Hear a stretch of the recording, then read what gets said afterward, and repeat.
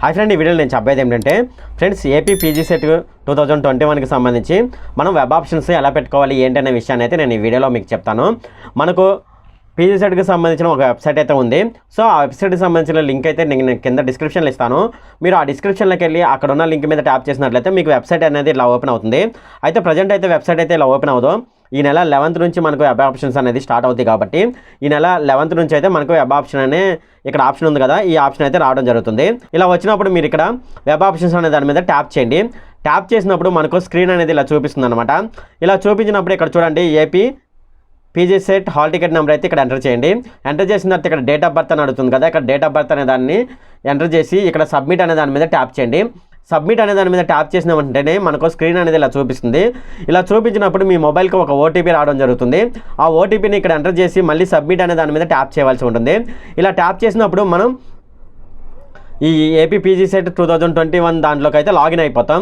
ఇలా లాగిన్ అయిపోయిన తర్వాత మనకి ఇక్కడ చూడండి, ఫస్ట్ వచ్చేసి ఏపీ హాల్ టికెట్ నెంబర్ ఇక్కడ చూపిస్తుంది, అలాగే నేమ్ చూపిస్తుంది, అలాగే ఇక్కడ డిస్ట్రిక్ట్ చూపిస్తుంది, అలాగే ఇక్కడ వచ్చేసేసి యూనివర్సిటీ టైప్ అని చూపిస్తుంది. సో మీరు ఇక్కడ డిస్ట్రిక్ట్లో అన్ని కాలేజెస్ పెట్టేసుకోండి.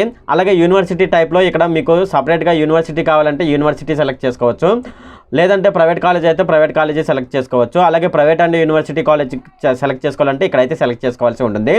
సో ఇక్కడ వచ్చేసేసి జనరల్గా ఆల్ అని పెట్టేసుకోండి. ఇక్కడ కూడా ఆల్ అని పెట్టుకున్నప్పుడు మనకి ఇక్కడ చూడండి, దీనికి సంబంధించిన మొత్తం కాలేజ్ లిస్ట్ అయితే ఇక్కడైతే చూపిస్తుంది. అంటే ఏపీ పీజీసెట్కి సంబంధించిన కాలేజెస్ అయితే ఇక్కడైతే చూపిస్తుంది.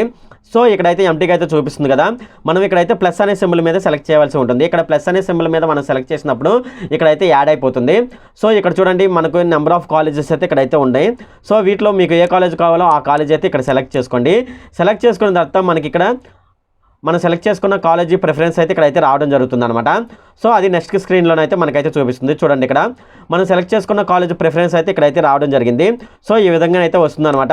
మీరు రెండే కాలేజ్ అయితే మీరు సెలెక్ట్ చేసుకోవద్దు, మీరు నెంబర్ ఆఫ్ కాలేజెస్ సెలెక్ట్ చేసుకోండి. అంటే మీరు 10 to 15 కాలేజెస్ అయితే సెలెక్ట్ చేసుకుంటే మీరు ఏ కాలేజీలో పీజీసెట్కి సంబంధించిన సీట్లు ఖాళీగా ఉంటాయో ఆ కాలేజీ అయితే సీట్ అయితే రావడం జరుగుతుంది.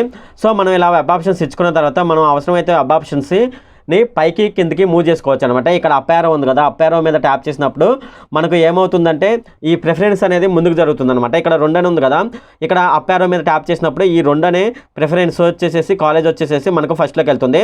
అలాగే ఇక్కడ డౌన్ అనే యారో ఉంది. ఇలాగా ప్రిఫరెన్స్ని మనం నచ్చినట్లు మనం మార్చుకోవచ్చు అనమాట.